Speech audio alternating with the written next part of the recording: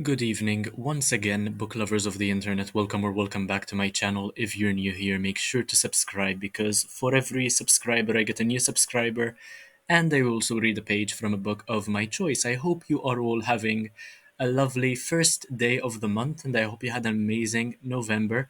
So, I have been reading Never Finished by David Goggins, and in this video, I am going to be sharing with you a passage which I came across and found to be extremely motivational, especially since I have been trying so hard to get a silver play button on YouTube, and it's all about persisting and being consistent and not being demotivated by false summits, basically. So, thinking that you will achieve something, that you'll be finished at one point, and once you're finished, the challenge becomes even harder and completely demotivates you. So, that is basically what Goggins is trying to highlight in this passage. It's only about a page and a half long.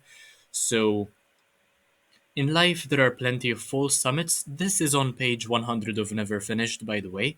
And it starts this way. In life, there are plenty of false summits.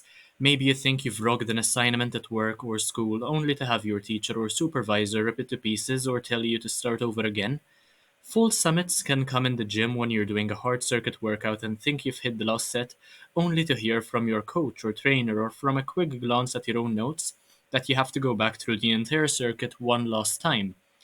We all take a punch like that every once in a while, but those who tend to crane their necks looking for the crest of the mountain as they beg for their suffering to end are the ones who get smashed the most by any false summit.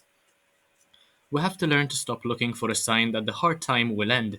When the distance is unknown, it is even more critical that you stay logged in so the unknown factor doesn't steal your focus. The end will come when it comes, and anticipation will only distract you from completing the task in front of you to the best of your ability. Remember, the struggle is the whole journey. That's why you're out there. It's why you signed up for this race or that class or took the damn job. There is great beauty when you are involved in something that is so hard, most people want it to end. When Hell Week ended, most of the guys who survived cheered, wept tears of joy, high fived, or hugged one another. I got the Hell Week blues because I'd been immersed in the beauty of grinding through it and the personal growth that came with it. We can make any obstacle as big or small as we like. It's all in the way we frame it. Going into Leadville, I expected one long, hard motherfucking day. But how many inconsequential days had I lived by then? Why not spend one single day doing something I'll be proud of for the rest of my life? Like Elmo said to Luden Swain in his apartment before the wrestling match of his life in the movie Vision Quest, it ain't the 6 minutes, it's what happens in that 6 minutes. When you're climbing a mountain or involved in any other difficult task, the only way to free yourself from the struggle is to finish it. So why bitch about it when it gets hard? Why hope it will end soon when you know it will end eventually? When you complain and your mind starts groping for the eject button, you are not bringing your best self to the task, which means you are actually prolonging the pain. The hard chargers keep their heads down and hammer away. They have trained their minds to stay hard in those hard moments. Please ignore all the times Goggins uses hard in the book, by the way. I'm not sure he quite knows what it means in different situations or contexts, or perhaps he just doesn't care. But staying hard is very important, the way he means it, of course. They recognize the false summit for what it is and will always act as if they are nowhere near the top. Most people slow down and suffer on a steep trail, but slope and elevation are of no consequence to the hard charger. They keep their mind in attack mode until there are no more mountains to climb, and when they actually reach the top, they wish it had lasted a little bit longer. So I read this passage just a couple of minutes ago, and I found it to be very motivational, and it kind of stuck with me as well because I've been trying to get a silver play button on YouTube, and honestly, any day I think that one of my YouTube shorts might go viral, but that hasn't happened since.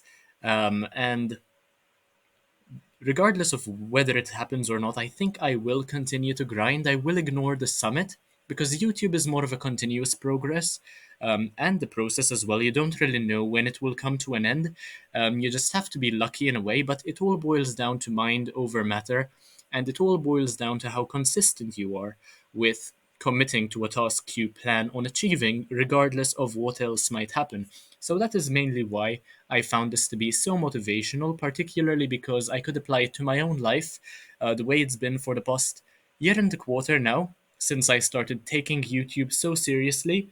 And many of you during the live streams have been asking me to read some sort of bedtime story as well.